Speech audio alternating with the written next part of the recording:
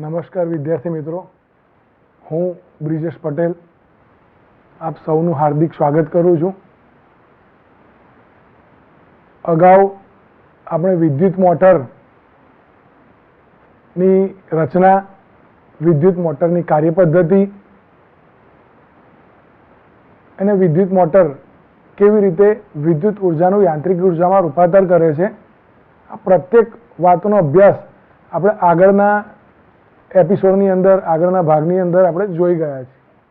આપણે એ પણ જોયું હતું કે કમ્યુટેટર બ્રશનું કાર્ય શું છે, આર્મેચર કોને કહેવાય. આ દરેક ભાગ એ આપણા વિદ્યુત મોટરના ભાગ છે. કમ્યુટેટર એ આપણે યાદ કરી લઈએ કે કમ્યુટેટરનું કાર્ય શું હતું. કે કમ્યુટેટર એ દિશા બદલવાનું કામ કરે છે. એટલે કે કમ્યુટેટર તરીકે મોટરમાં શું વાપરવામાં આવે છે, તો સ્પ્લિટરિંગ. આપણે સ્પ્લિટરિંગ વિશે પણ જોયું હતું. સ્પ્લિટરિંગની પ્રતિકાત્મક આકૃતિ પણ જોઈ હતી અને ઓરિજિનલ સ્પ્લિટરિંગ કેવી હોય એ પણ આપણે જોયું હતું. ત્યારબાદ બ્રશની આકૃતિ પણ આપણે જોઈ હતી કે ઓરિજિનલ મળતા બ્રશ કેવા હોય છે. તો આપણે ફરી સ્પ્લિટરિંગ વિશે આપણે જોઈ લઈએ પીપીટીમાં, તો વધુ ક્લિયર થઈ જશે. તો આપણે છેલ્લે જોયું હતું કે આ જે સ્પ્લિટરિંગ છે એ પ્રતિકાત્મક છે. જ્યારે આકૃતિ દોરવી હોય તો આ પ્રમાણેની એને દોરવામાં આવે છે, પરંતુ બજારમાં ઓરિજિનલ સ્પ્લિટરિંગ એ આ પ્રમાણે આપણને જોવા મળે છે. જે બંનેની કમ્પેરિઝન કરીશું તો આપણને ખ્યાલ આવી જશે. અને એની આજુબાજુ બે ભાગમાં બ્રશ જોડેલા હોય છે. તો આ જે આપણે જોઈએ તો વાસ્તવમાં એ મોટરની અંદર આ બધી જ વસ્તુઓ કેવી રીતે ગોઠવાયેલી હોય. તો એના માટે આપણે એક જોઈએ અહીંયા. તો અહીં મારા હાથમાં એક ઓરિજિનલ મોટર છે. આપણે આ જોઈ શકીએ છીએ કે આ ઓરિજિનલ મોટર છે. આ મોટર એ મિક્સર મશીનની મોટર છે. એની અંદર જોઈ શકીએ છીએ આપણે કે જે આપણે આગળ શીખ્યા હતા એ પ્રમાણે અહીં આપણે જોઈશું તો આ જે ભાગ છે એનો, આ ભાગ એ આપણું કમ્યુટેટર છે, એટલે કે સ્પ્લિટરિંગનું કામ કરે. આ સ્પ્લિટરિંગ છે. અહીંયા આ જે છેડે જોડાયેલા કાળા કલરના જે ભાગ જોવા મળે છે આપણને, અહીંયા આપણે જોઈશું એનો આડો છેદ આપણે સરસ અહીં જોઈ શકીએ છીએ.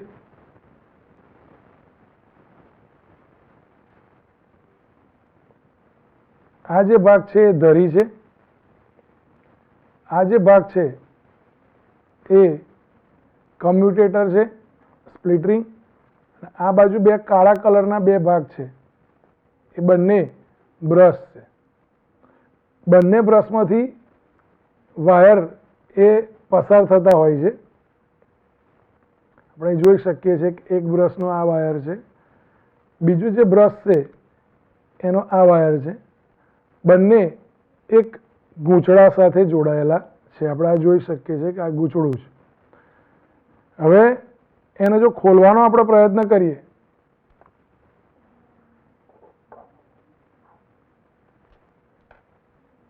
તો આ રીતે જો મોટર ખોલીશું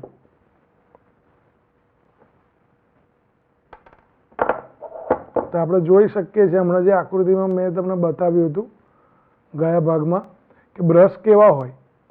તો અહીં આપણે મારા હાથની અંદર આ બે બ્રશ મૂકેલા છે જે આપણે જોઈ શકીએ છીએ. આ સ્પ્રિંગ છે, સ્પ્રિંગની સાથે આ બ્રશ જોડેલું છે.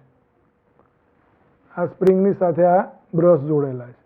તો ઓરિજિનલ મોટરની અંદર બ્રશ આ પ્રમાણેના હોય છે. ત્યારબાદ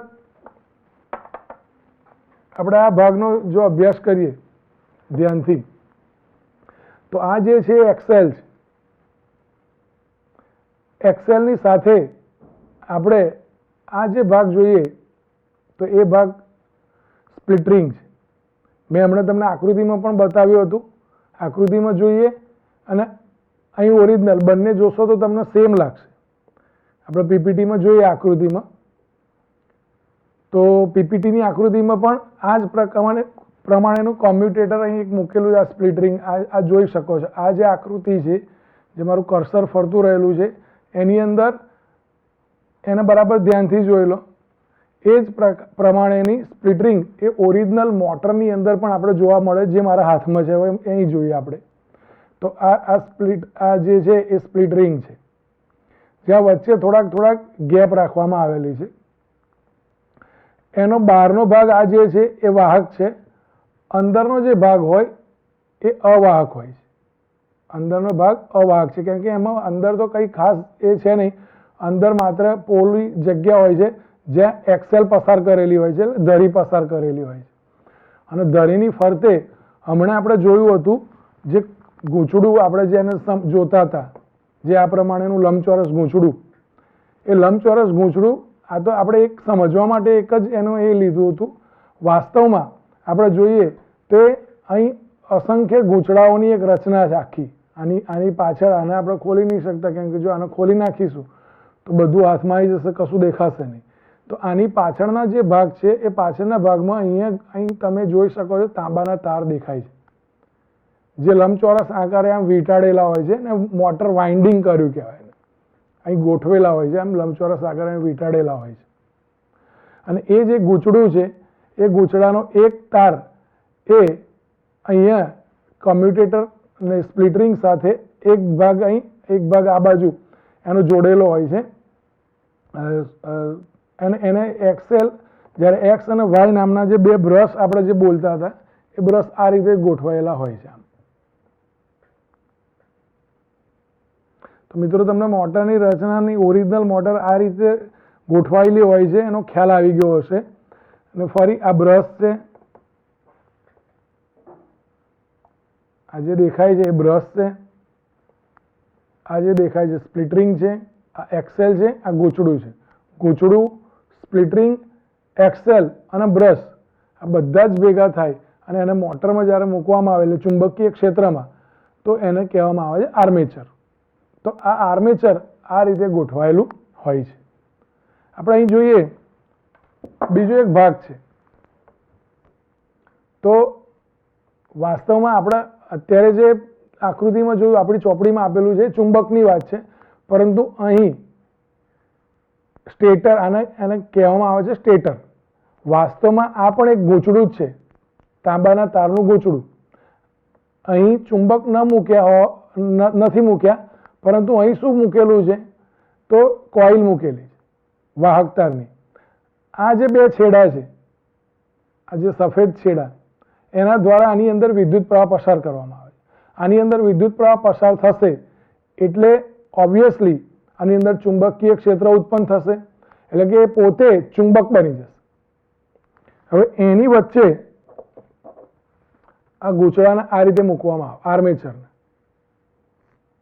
હવે આપણે યાદ કરશો તમે તો તમને સમજાશે કે જ્યારે આનું ચુંબકીય ક્ષેત્ર આ દિશામાં જતું હશે, આમથી આમ કોઈ પણ દિશામાં જતું હશે, ત્યારે વચ્ચે જ્યારે આને મૂકવામાં આવે આ કોઇલને, અને એને જ્યારે વિદ્યુત પ્રવાહ આપવામાં આવશે, આ એના બે જે છેડા છે એક્સ અને વાય, એટલે કે બ્રશ સાથે જોડાયેલા આ બે છેડા હોય છે, એ બ્રશ સાથે જોડાયેલા છેડા વડે જ્યારે આને પ્રવાહ મળશે, ત્યારે એક બળ ઉપરની દિશામાં લાગશે, એક બળ અધો દિશામાં લાગશે.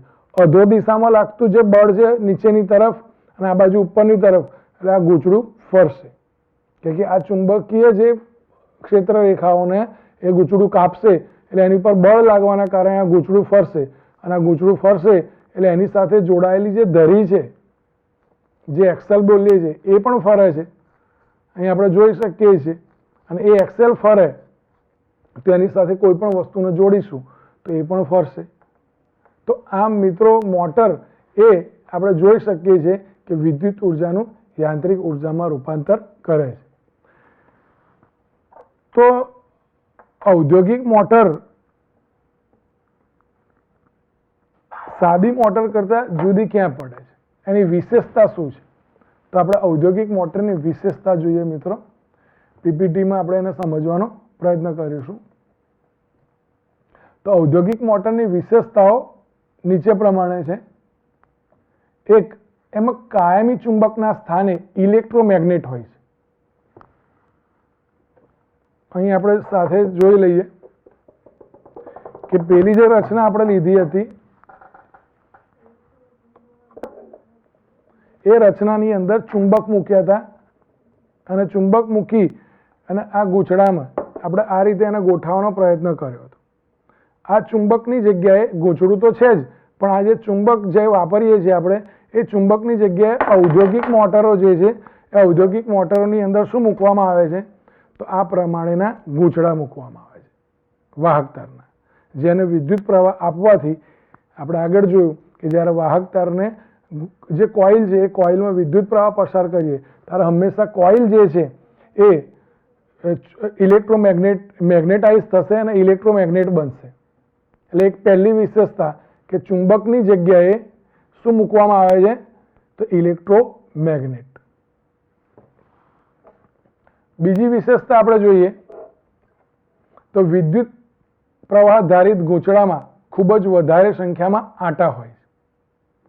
તો વિદ્યુત પ્રવાહ ધારિત જે ગૂંચળું છે એ આપણે હવે જોઈએ તો મારા હાથની અંદર એક ઓરિજિનલ મોટર છે અને એક પ્રતિકાત્મક આપણી ચોપડીમાં બતાવ્યું બંને છે. આપણે બંનેને ધ્યાનથી જોઈશું તો આ એક જ ખાલી એક આંટો છે. આવા એક નહીં પરંતુ ખૂબ જ વધારે સંખ્યામાં આંટાઓ ગોઠવાયેલા હોય છે. આ એક ભાગ, આ બીજો, આ ત્રીજો. તો આની અંદર 1000 થી 1500 આંટાથી બનાવેલી આ મોટર છે. આપણે જોઈ શકીએ છીએ મિત્રો આ તો કેટલું પ્રબળ ચુંબકીય ક્ષેત્ર નિર્માણ કરશે. એટલે એક ગૂંચળું નથી હોતું પરંતુ ઘણા બધા આંટા હોય છે ગૂંચળાની અંદર, ઘણા બધા વાહક તારના આંટા ચડાવવામાં આવે છે.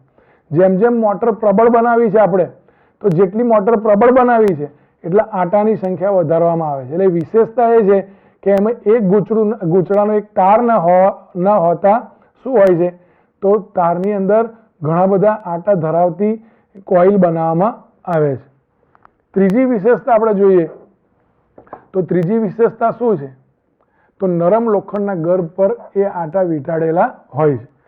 તો અહીં જે નરમ લોખંડનો ગર્ભ એટલે કે અહીં આપણે જોઈએ તો આ જે શાફ્ટ બનાવી છે એની અંદરના ભાગમાં જે લોખંડ વાપરવામાં આવે છે એ નરમ લોખંડનો ગર્ભ બનાવવામાં આવે છે, જેથી કરીને ચુંબકીય ક્ષેત્ર પ્રબળ ઉત્પન્ન કરી શકાય. તો આમ ઔદ્યોગિક મોટરની વિશેષતા આપણે જોઈ. આપણે ફરી અને આપણે જોઈ લઈએ કે ઔદ્યોગિક મોટરમાં 3 વિશેષતા હોય છે. કાયમી ચુંબકના સ્થાને ઇલેક્ટ્રોમેગ્નેટ હોય છે. 2, વિદ્યુત પ્રવાહ ધારિત ગૂંચળામાં ખૂબ જ વધારે સંખ્યાના આંટાઓ હોય છે. અને 3, નરમ લોખંડના ગર્ભ પર તેને વીંટાળવામાં આવે છે. તો આમ ઇલેક્ટ્રિક મોટરની રચના, એનો સિદ્ધાંત, એની કાર્યપદ્ધતિ, એની આકૃતિ અને ઔદ્યોગિક મોટર સુધીની આપણે સફર કરી.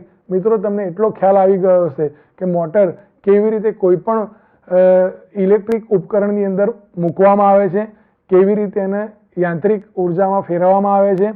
બધી જ વસ્તુનો સવિસ્તૃત આપણે ખ્યાલ મેળવ્યો. ચોક્કસપણે વિદ્યુત મોટર વિશે તમને ખ્યાલ આવી ગયો હશે.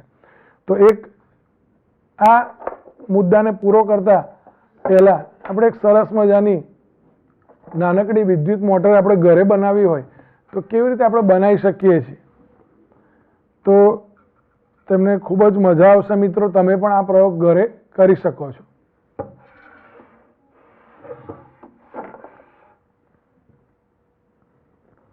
તો અહીં કેવી રીતે બનાવવામાં આવે છે? અહીં એક લાકડાનું પાટિયું લીધું છે. લાકડાના પાટિયા ઉપર તાંબાના 2 તાર મૂકેલા છે. આ તાંબાના જે તાર છે એ માત્ર ખાલી વિદ્યુત પ્રવાહ પસાર કરવા માટે મૂકેલા છે. અહીં એક નીચે ચુંબક મૂકેલું છે.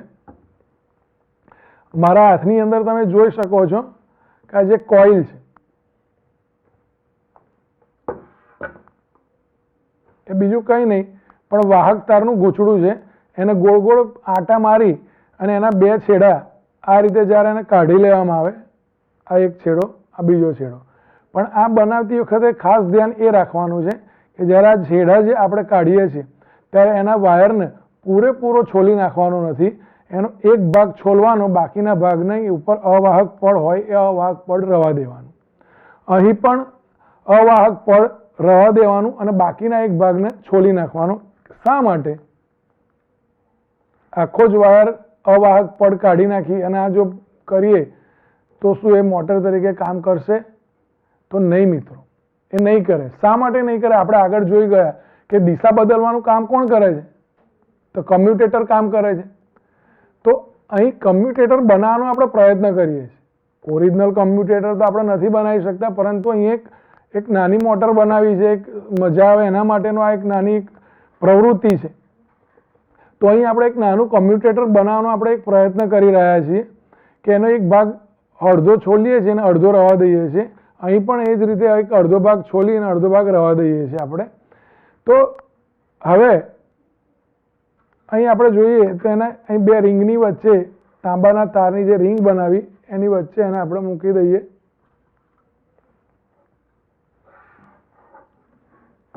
હવે આની અંદર આ જે ચુંબક છે એ ચુંબકની ક્ષેત્ર રેખાઓ આમ જતી હશે.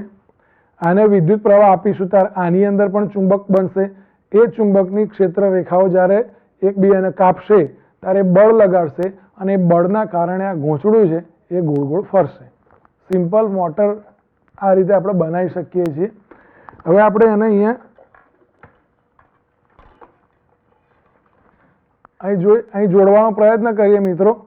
તો આ ધન ધ્રુવ અહીં જોડેલો છે, આ ઋણ ધ્રુવ, એટલે કે પ્રવાહની દિશા ધનથી ઋણ તરફ જશે. હવે આપણે એને સ્ટાર્ટ કરીશું પ્રવાહ આપવાનું, ત્યારે ગૂંચળા ઉપર કંઈક અસર થઈ. આ જોઈ શકીએ છીએ, આ કંઈક અસર થાય છે. પરંતુ એક વખત આ ગૂંચળાને આપણે ગતિ આપવી પડશે.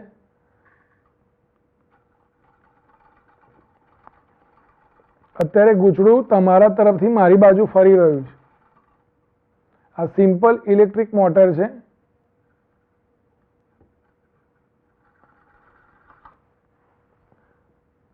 અહીં એને ગતિ આપીશું, એક અટકી જાય તો આપણે એને ગતિ આપવી પડશે.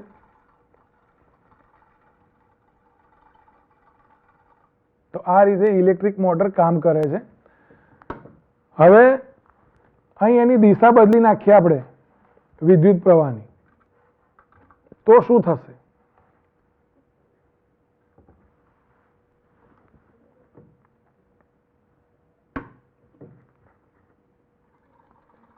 તો તમે જોઈ શકો છો કે મોટર આગળની દિશામાં ફરે છે. પહેલા મોટર ઉલટી તમારા તરફથી મારી બાજુ ફરતી હતી, અત્યારે મોટર મારી બાજુથી તમારી બાજુ ફરે છે.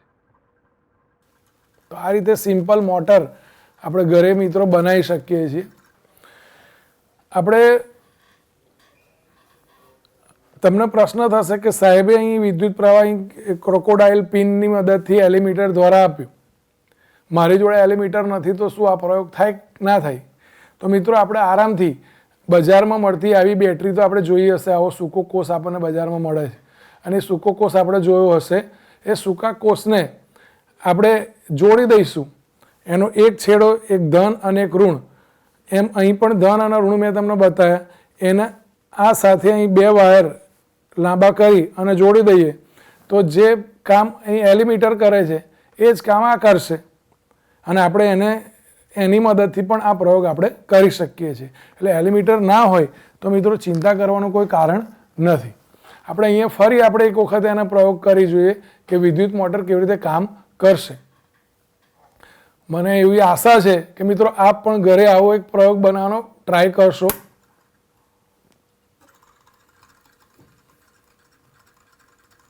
તો આ રીતે વિદ્યુત મોટર એક કામ કરે છે. આ ફરે છે એનું કારણ એ છે કે આ બંનેના ચુંબકીય ક્ષેત્ર એકબીજાને કાપે છે, એના કારણે બળ લાગે છે અને એ બળ એ કોઇલને ગોળ ગોળ ફેરવે છે.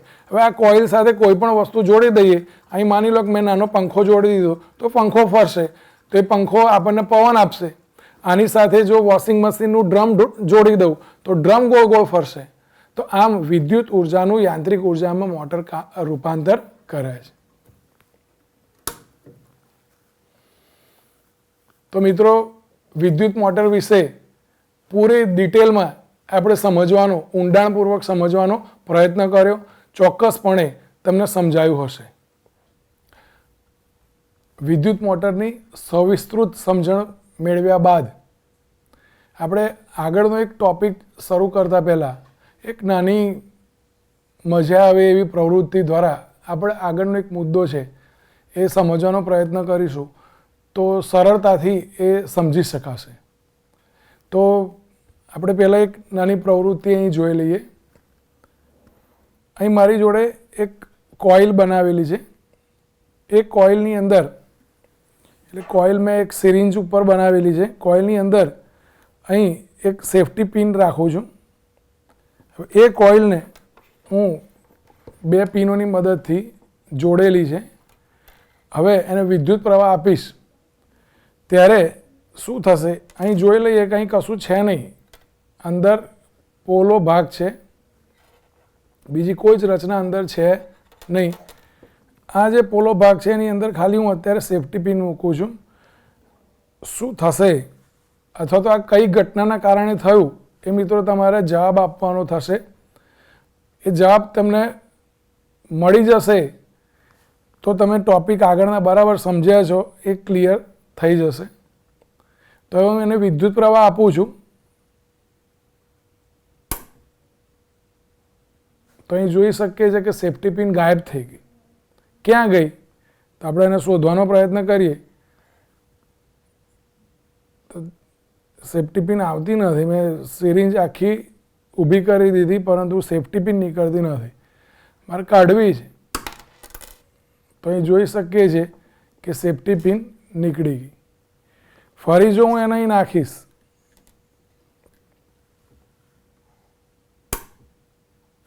અને હવે ફરી સિરિંજને ઉપર કરીશ, સેફ્ટી પિન આવતી નથી નીચે.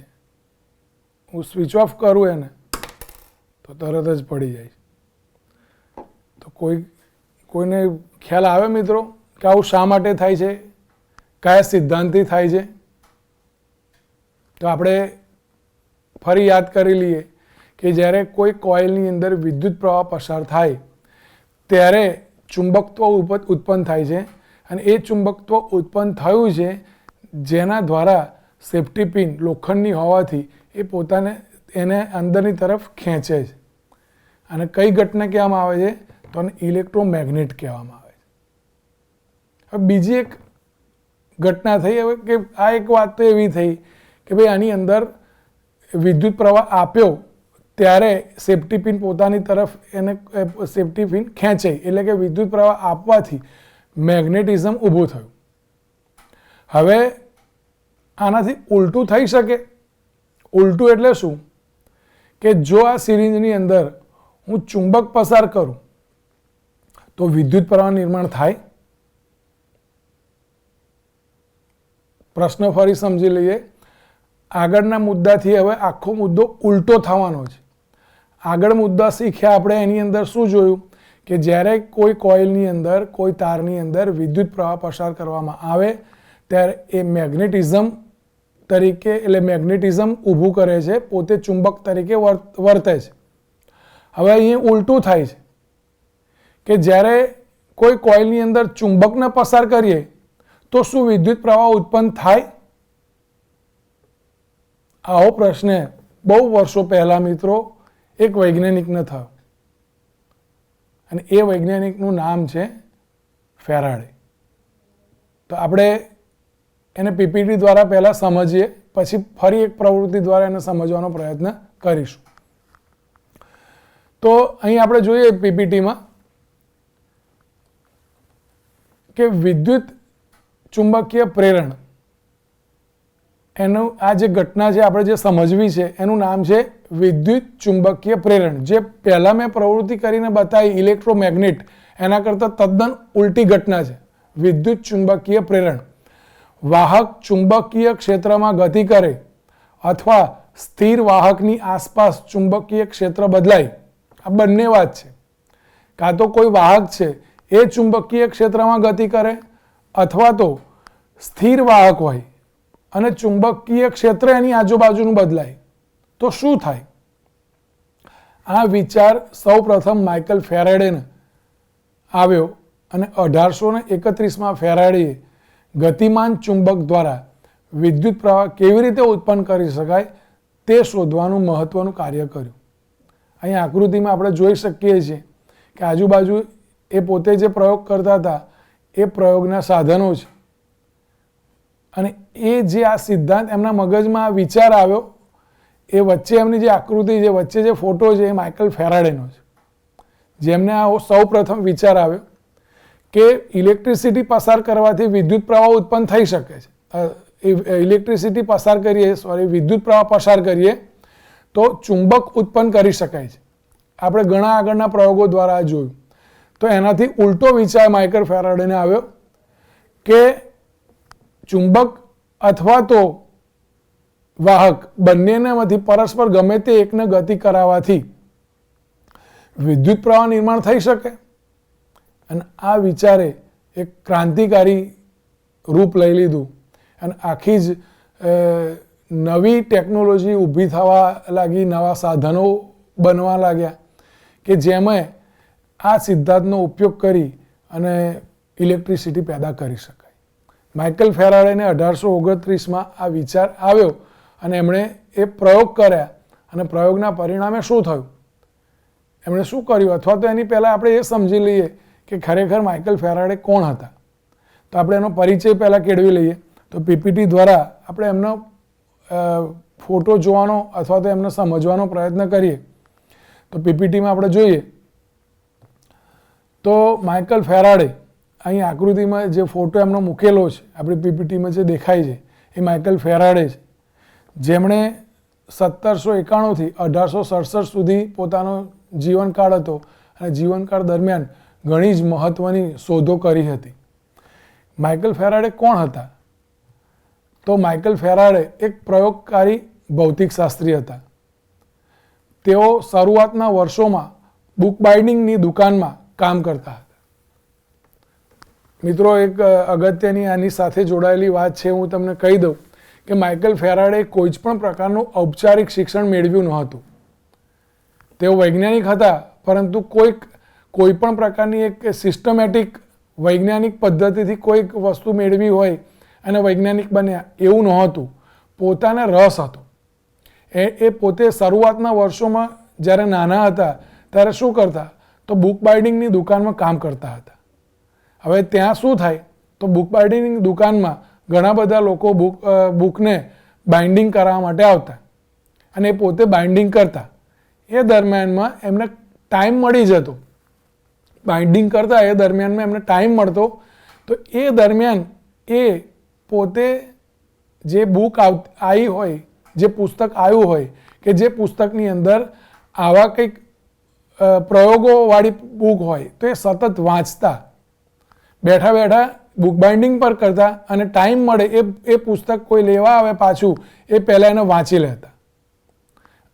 એટલે મિત્રો આપણે જોઈએ આગળ કે એ પોતે કોઈ ઔપચારિક શિક્ષણ મેળવ્યું નહોતું. આ વાત ઉલ્લેખનીય છે. એ પોતે કામ કરતાં કરતાં પ્રયોગો કરતા હતા.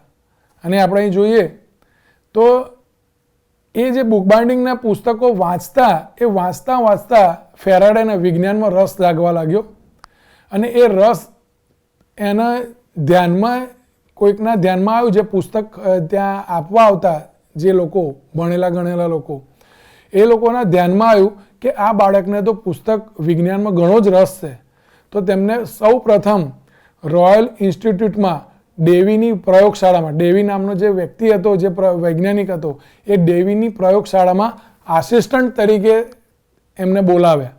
અને ફેરાડે આસિસ્ટન્ટ તરીકે ત્યાં ડેવીની પ્રયોગશાળામાં ખૂબ જ કામ કર્યું. અને એ પ્રયોગો, એણે એટલા બધા પ્રયોગો કર્યા કે એના પ્રયોગથી અવનવી શોધો, વિદ્યુત ચુંબકીય પ્રેરણ એ મુખ્ય મુદ્દા ઉપર અવનવી શોધો થવા લાગી. અને એ આપણે એક પ્રવૃત્તિ દ્વારા સમજવાનો પ્રયત્ન કરીએ કે એમણે શું કર્યું હતું. આપણે અહીંયા પ્રવૃત્તિમાં પહેલાં આકૃતિમાં જોઈ લઈએ કે આકૃતિમાં બતાવ્યા પ્રમાણે એક પ્રબળ ગજ્યો ચુંબક લઈએ, એનો ઉત્તર ધ્રુવ અને દક્ષિણ ધ્રુવ ગૂંચળામાં છેડા તરફ રહે તે રીતે એને ગતિ કરાવવાની છે.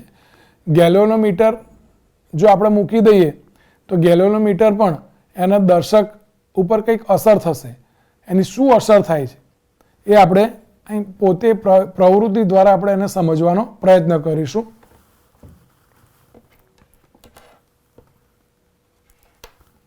તો અહીં અત્યારે આપણે જોઈ શકીએ છીએ કે મારા હાથની અંદર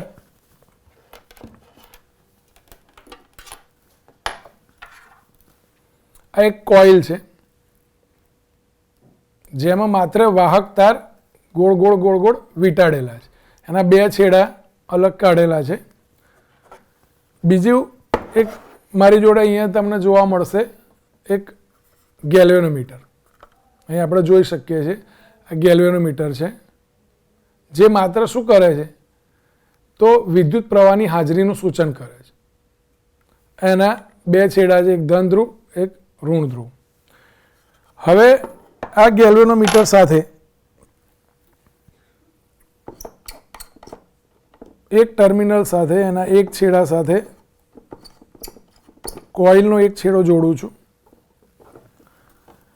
એના બીજા છેડા સાથે આ કોઇલનો બીજો છેડો જોડું છું.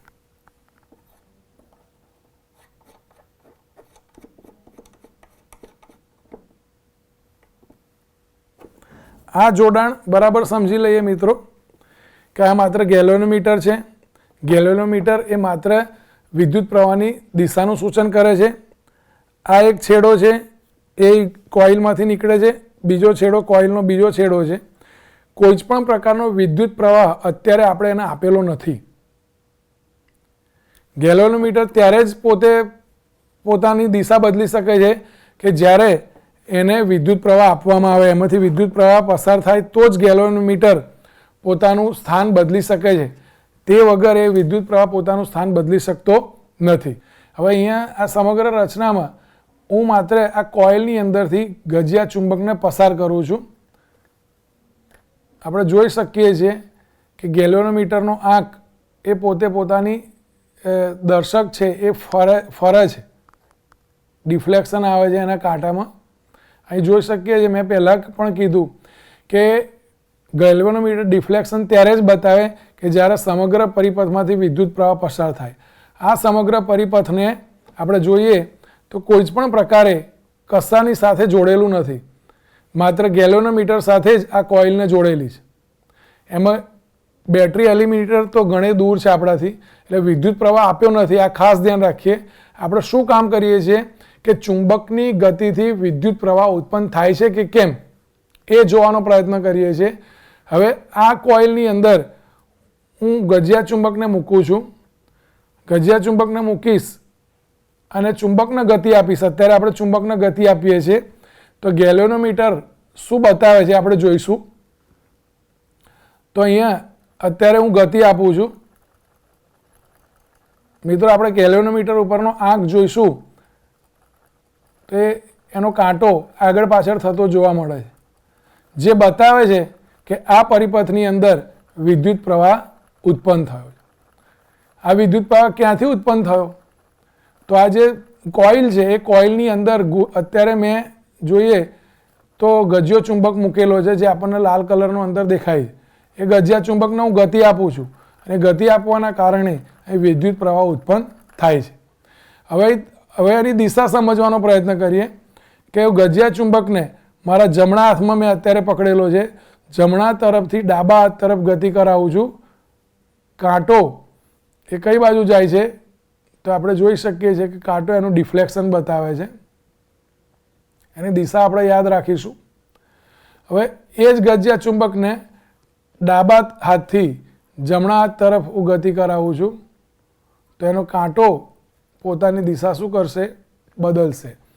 આમ સતત ચુંબકની અંદર ગતિ એની જો બદલાય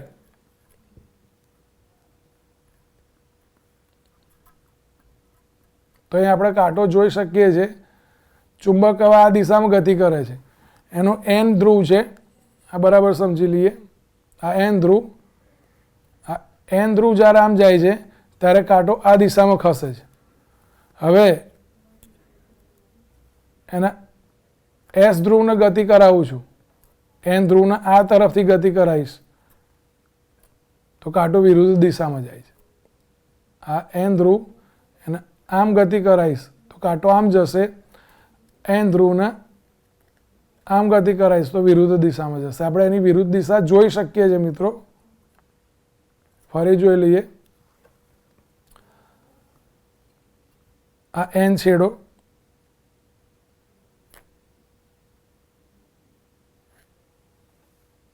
હવે આ એન ધ્રુવને આ બાજુથી ગતિ કરાવો, ડાબેથી જમણે. તો ગેલ્વેનોમીટરનો કાંટો એ પોતાની દિશા બદલીને પાછો 0 ઉપર સ્થિર થાય છે, કેમ કે અહીં ક્ષણિક વિદ્યુત પ્રવાહ ઉત્પન્ન થાય છે. અહીં વિદ્યુત પ્રવાહ ઉત્પન્ન થતો હોવાથી એ વિદ્યુત પ્રવાહને કયો વિદ્યુત પ્રવાહ કહેવામાં આવે છે? તો પ્રેરિત વિદ્યુત પ્રવાહ કહેવામાં આવે છે. તો મિત્રો અહીં આપણે જોઈએ પીપીટીમાં, તો આપણે જોયું કે ગેલ્વેનોમીટરમાં કોઈ ફેરફાર દેખાય છે. તો અવલોકન આપણું શું આવ્યું કે જ્યારે ગૂંચળાને ચુંબક તરફ ગતિ આપવામાં આવે છે ત્યારે દર્શક જમણી તરફ આવર્તન દર્શાવે છે. જ્યારે ગૂંચળાને ચુંબકથી દૂર ગતિ આપવામાં આવે ત્યારે દર્શક ડાબી તરફ આવર્તન દર્શાવે છે. જ્યારે ગૂંચળાને ચુંબકની સાપેક્ષે સ્થિર રાખવામાં આવે ત્યારે ગેલ્વેનોમીટરનું આવર્તન ઘટીને 0 થઈ જાય છે. આપણે એને ફરી આપણે જોઈ લઈએ. તો અત્યારે કોઈ પણ પ્રકારની ગતિ નથી, ચુંબક અંદર તમને સ્થિર થયેલું જોવા મળે છે. આ જોઈ શકો છો. જ્યારે ચુંબક સ્થિર છે તો કાંટો પણ 0 ઉપર બતાવે છે. ચુંબક ગતિ કરશે એટલે સહેજ પણ ગતિ કરશે તો કાંટો એ પોતાની દિશા બતાવે છે.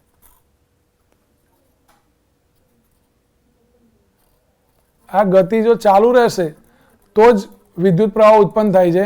આ ગતિ અટકાવી દઈએ તો વિદ્યુત પ્રવાહ ઉત્પન્ન થતો નથી.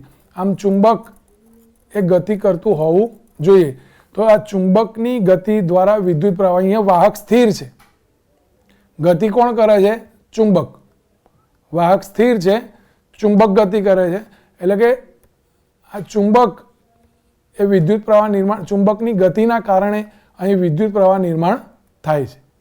આપણે જોઈએ કે આમ નજીક લઈ જઈએ તો અહીં કઈ દિશામાં જશે? તો અહીં આપણે જોઈ શકીએ છીએ કે જમણી દિશામાં જાય છે. દૂર લઈ જઈએ તો ડાબી તરફ જાય છે. નજીક લઈ ગયા તો જમણી તરફ, દૂર લઈ જઈએ તો ડાબી તરફ જાય છે. આપણે જોઈ શકીએ છીએ. તો આમ ચુંબકની ગતિ દ્વારા વિદ્યુત પ્રવાહ આપણે નિર્માણ કરી શકીએ છીએ. તો આ જે ઘટના છે એ ઘટનાને વિદ્યુત ચુંબકીય પ્રેરણ કહેવામાં આવે છે. આપણે પીપીટીમાં એને સમજવાનો પ્રયત્ન કરીએ. તો જ્યારે ગૂંચળાને ચુંબકની સાથે સ્થિર રાખવામાં આવે ત્યારે ગેલ્વેનોમીટરનું આવર્તન ઘટીને 0 થઈ જાય છે. તો નિષ્કર્ષ શું કાઢી શકીએ? તો જ્યારે ચુંબકને ગૂંચળામાં ગતિ કરવામાં આવે ત્યારે ગૂંચળામાં વિદ્યુત પ્રવાહ ઉત્પન્ન થાય છે. આમ ઉત્પન્ન થતા વિદ્યુત પ્રવાહને પ્રેરિત વિદ્યુત પ્રવાહ કહે છે. થોડી ગેલ્વેનોમીટર વિશેની માહિતી મેળવી લઈએ. ગેલ્વેનોમીટર એ પરિપથમાં વિદ્યુત પ્રવાહની હાજરીની પરખ કરે છે. તેમાંથી વિદ્યુત પ્રવાહ પસાર થતો ન હોય ત્યારે દર્શક હંમેશા 0 પર રહે છે. દર્શક ત્યારે જ પોતે ખસે કે જ્યારે વિદ્યુત પ્રવાહ પસાર થાય. તેમાંથી વિદ્યુત પ્રવાહ પસાર થાય ત્યારે દર્શક ડાબી કે જમણી તરફ રહે છે. અહીં આપણે ગેલ્વેનોમીટર આકૃતિ દ્વારા સમજવાનો પ્રયત્ન કરીએ તો એક 0 છે, બરાબર વચ્ચે નીડલ છે. જ્યારે 0 હોય એટલે કોઈ પણ પ્રકારનો વિદ્યુત પ્રવાહ પસાર ન થતો હોય ત્યારે નીડલ 0 પર રહે છે. જ્યારે વિદ્યુત પ્રવાહ ડાબી કે જમણી તરફ જશે તો બંને બાજુ અંક સરખા છે, પરંતુ એક બાજુ પ્લસ બતાવ્યો છે અને એક બાજુ માઇનસ બતાવ્યો છે. આપણે આકૃતિને જો ધ્યાનથી જોઈશું મિત્રો તો અહીં આપણે જોઈ શકીએ છીએ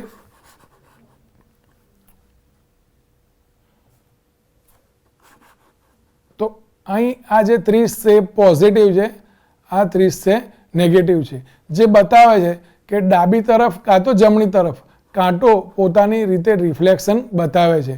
એ રિફ્લેક્શન કોની ઉપર આધાર રાખે છે? જેનું ડિફ્લેક્શન છે એ ડિફ્લેક્શન કોની ઉપર આધાર રાખશે? તો ચુંબકની ગતિ ઉપર આધાર રાખશે. ચુંબક કઈ દિશામાં ગતિ કરે છે એ પ્રમાણે એનું ડિફ્લેક્શન બતાવે છે. આ ડિફ્લેક્શન એ વિદ્યુત પ્રવાહની હાજરી સૂચવે છે અને આ રીતે ઉત્પન્ન થતો વિદ્યુત પ્રવાહ એ પ્રેરિત વિદ્યુત પ્રવાહ છે એવું આપણે કહી શકીએ છીએ.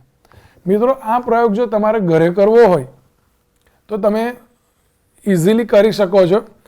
આ કોઇલ છે, એના બે છેડા જે ગેલ્વેનોમીટરની સાથે જોડ્યા છે એના બદલે એ બે છેડાને એક નાની એક એલઈડી આવે છે, એ એલઈડીના બે છેડા સાથે જોડી દો અને ચુંબકને ગતિ કરાવો તો એલઈડી જે છે એ પોતે થોડીક ઝબકે છે.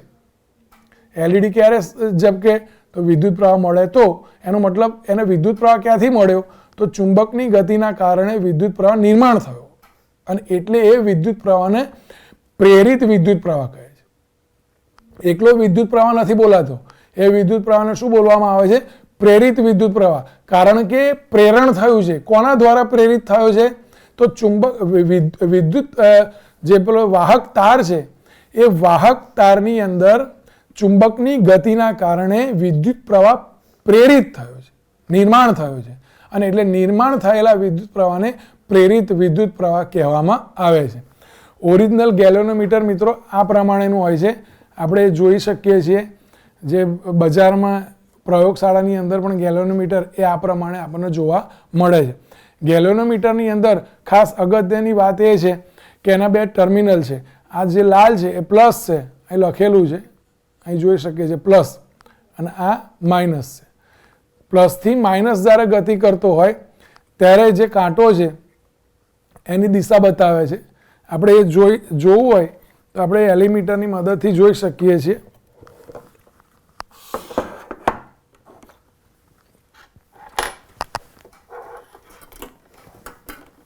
તો અહીં એલિમીટરનો ધન, અત્યારે આપણે ધન અહીં ધન સાથે જોડી દઈએ. તમે અનુમાનથી પણ કહી શકશો કે ગેલ્વેનોમીટરનો છેડો એ કઈ તરફ જશે. પ્રવાહની દિશા હું યાદ કરાવી દઉં, પ્લસથી માઇનસ છે. પ્લસથી માઇનસ છે એટલે કે પ્રવાહ આમ જાય છે, તો ગેલ્વેનોમીટર કઈ દિશામાં જવું જોઈએ? આ દિશામાં જવું જોઈએ. એટલે કે +30 તરફ એ ગતિ કરતું હોવું જોઈએ.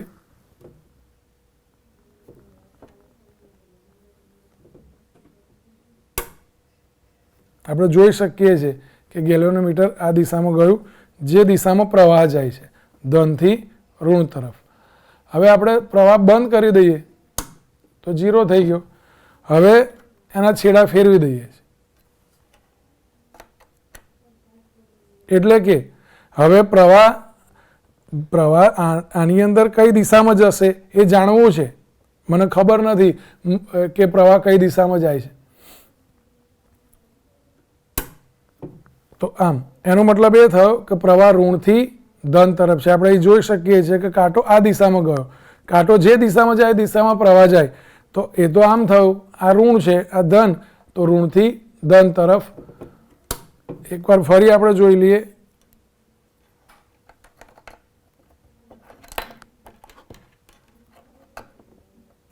હવે આપણે એ તમારે જાતે વિચારવાનું છે કે કાંટો કઈ દિશામાં જશે. અત્યારે વિદ્યુત પ્રવાહ રેડ ટુ બ્લેક એટલે ધનથી ઋણ છે, તો કાંટો આમ ગયો. એનો મતલબ એ થયો કે ધનથી ઋણ. જે મિત્રોએ વિચાર્યું હશે એનો જવાબ મળી ગયો હશે કે આપણે સાચા છીએ કે ખોટા. હવે એને પ્રવાહ બંધ કરી દઈએ તો ગેલ્વેનોમીટર 0 થઈ ગયું. છેડા બદલી નાખીશું તો ગેલ્વેનોમીટર કઈ દિશામાં જશે એનો દર્શક એ હવે ઋણથી ધન તરફ ગતિ કરવાનો છે. ઋણથી ધન તરફ એટલે કે આ દિશામાં આ જગ્યાએ કાંટો આવશે.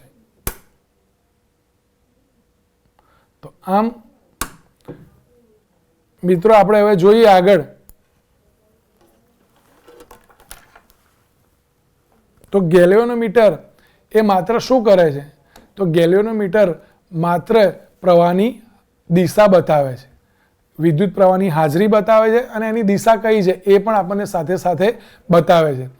તો આની ઉપરથી મિત્રો એટલો તો ચોક્કસ ખ્યાલ આવી ગયો હશે કે જ્યારે મારા ઘરે મને જો ખબર હોય કે વિદ્યુત પ્રવાહ આ દિશામાં જાય છે, અથવા તો કોઈ જગ્યાએ વાયરમાં કોઈ પ્રોબ્લેમ આવ્યો અને મને નથી ખબર કે પ્રવાહ કઈ દિશામાં જાય છે, તો એ જાણવું હોય અને જો ગેલ્વેનોમીટર હોય તો વચ્ચે તમે ગેલ્વેનોમીટરને જોડી દો શ્રેણીમાં, તો ગેલ્વેનોમીટર એ પોતે કઈ દિશામાં જશે એના ઉપરથી તમને ખ્યાલ આવી જશે કે મારા ઘરમાં વિદ્યુત પ્રવાહ કઈ દિશામાં જાય છે.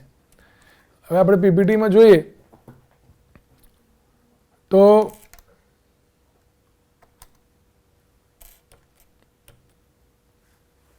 પ્રથમ એટલે બીજી એક પ્રવૃત્તિ છે. પ્રવૃત્તિ દ્વારા આપણે એ સમજવાનું છે કે એક ગૂંચળામાંથી બીજા ગૂંચળામાં જ્યારે વિદ્યુત પ્રવાહ પસાર થાય ત્યારે ચુંબકીય પ્રેરણ થાય છે અને એ પ્રેરણથી શું થાય. તો અહીં આપણે જોઈ શકીએ કે તાંબાના એટલે પ્રવૃત્તિ જે એની અંદર ગોઠવવાનું છે આપણે. તો કઈ રીતે આપણે ગોઠવવાનું છે અહીં સમજી લઈએ આપણે. તો તાંબાના 2 તાર લેવાના છે. આપણે પીપીટીમાં જોઈએ. તાંબાના 2 ગૂંચળા લો જેમાં આટાની સંખ્યા ખૂબ જ વધારે હોય.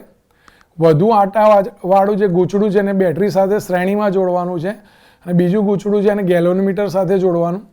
આકૃતિમાં દર્શાવ્યા પ્રમાણે એની ગોઠવણી કરીએ તો અહીં આપણે જોઈ શકીએ છીએ કે કોઇલ 1 વધુ આટાવાળું ગૂંચળું એને બેટરી સાથે જોડેલું છે અને કોઇલ 2 માત્ર એને ગેલોનોમીટર સાથે જોડેલું છે.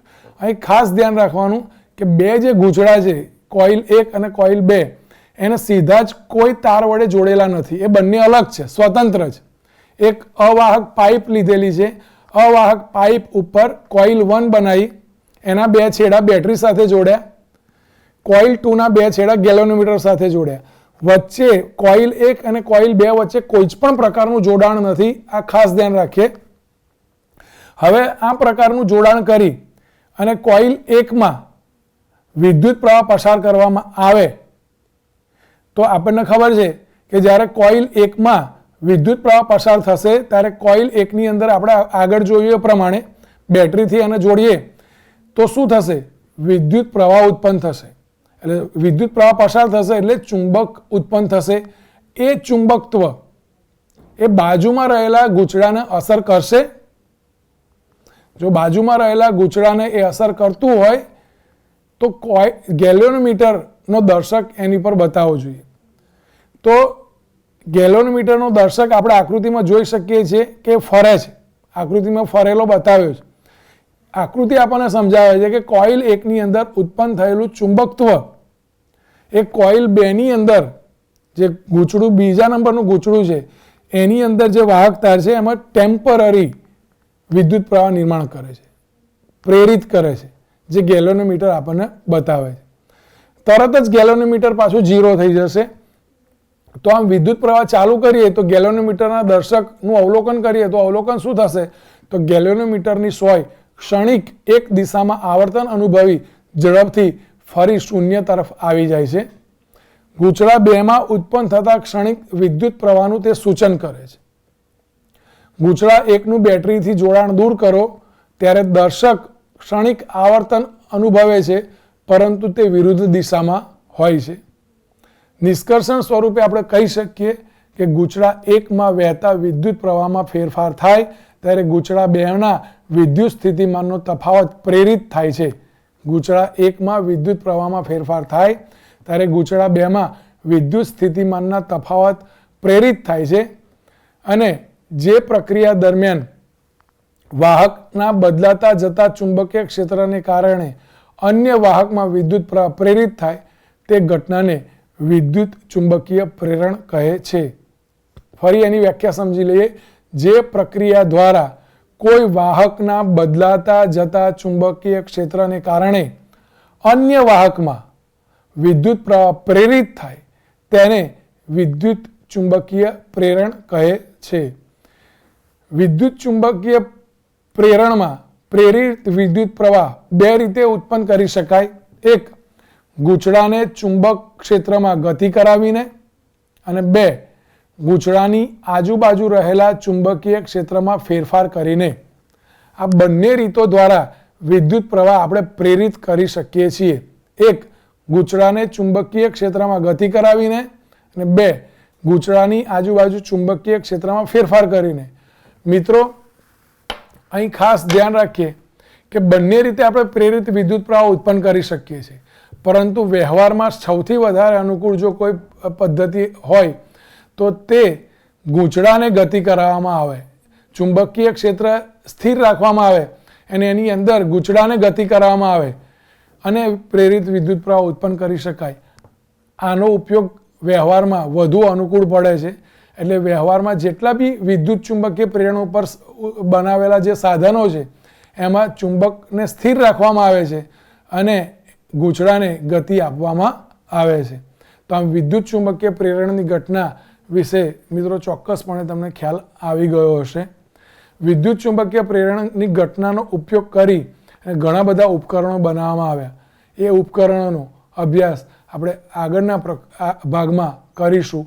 અત્યાર સુધી જે વાત સમજાવી તે તમને ક્લિયર સમજાઈ ગઈ હશે તેવી આશા રાખું છું. આભાર.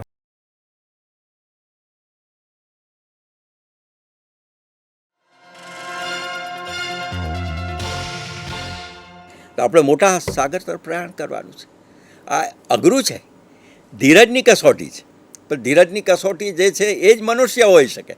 જે મનુષ્યમાં ધૈર્ય ન હોય, આવનારા દિવસોની તાકાત ન હોય, એ મનુષ્ય તરીકે નિષ્ફળ જાય છે. તો આપણે સફળ બનવું છે, સફળતાની સીડી સુધી, સિદ્ધિ સુધી પહોંચવું છે.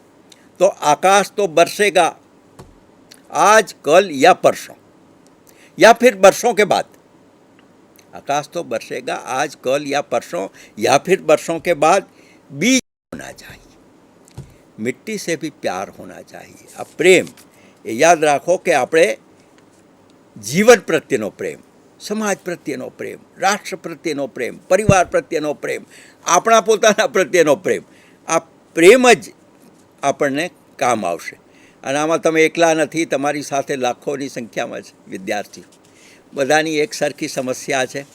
कुछ लम्हे कुछ यादें, ये कहानी मेरी भी और तेरी भी. छू लो ऊंचा आसमां, ये उड़ान मेरी भी तेरी भी. તો આ જ્ઞાન પ્રાપ્તિ કરવાની છે. આ પહેલો પડાવ છે. અને પહેલા પડાવમાં જે કંઈ જ્ઞાન પ્રાપ્ત કરવું છે એ જ્ઞાનને મનુષ્યત્વની સાથે જોડજો, માણસાઈ સાથે જોડજો. અને આવનારા દિવસોમાં મારા સૌની, આપ સૌને ખૂબ ખૂબ શુભેચ્છાઓ છે. આગે બઢો, હસતા રહો, જિંદગીમાં ગો અહેડ, આગે બઢો. તમને બધાને મળીને બહુ જ આનંદ થયો અને હું ઈશ્વરના ચરણોમાં એ જ પ્રાર્થના કરું છું તમારા બધાના મનમાં ખૂબ આત્મવિશ્વાસ આવે. ગમે એવી મુસીબત આવે તો પણ ડરવાનું નથી. મારી અંદર આત્માની અનંત શક્તિ રહેલી છે. તમે આ કરશો તો હું તમને વિશ્વાસ દેવડાવું છું કે તમારો અંદરનો આત્મવિશ્વાસ જાગૃત થશે અને તમે મનની એકાગ્રતા તમારી વધશે. એને મોટાઓના આશીર્વાદથી, વડીલોના આશીર્વાદથી, ઈશ્વરની કૃપાથી, તમારા પુરુષાર્થથી અવશ્ય સારું રિઝલ્ટ આવશે. ઈશ્વરના ચરણોમાં પ્રાર્થના કે તમને સૌને ઈશ્વર આવી શક્તિ આપે કે તમે વગર ટેન્શને સરસથી એકાગ્રતાથી ભણી શકો અને પછી એમાં સારી પરીક્ષામાં સારા નંબર મેળવી શકો. હરિઓમ તસ્સત. ખરા સાથી બે, હિંમત ને વિશ્વાસ, એ વિના બાકી બધા થાય તરત ખલાસ. તો આપણે બધા બહુ પ્રેમથી, બહુ મક્કમતાથી, બહુ શાંતિથી અને સ્મિત સાથે હસતા હસતા પરીક્ષાઓને પસાર કરીએ અને તમારું જીવન વેડફાઈ ન જાય અને બન્યું અને ખીલ્યું એના માટે દુનિયા વાહ વાહ કહેશે કે વાહ, આ જીવન તો કેવું સરસ માણવા જેવું છે. આ વ્યક્તિ આપણને, પૃથ્વી ગ્રહને ઈશ્વરે આપેલી ભેટ છે. All the best. Take care. Keep rocking. Keep cracking. Be brave my friends.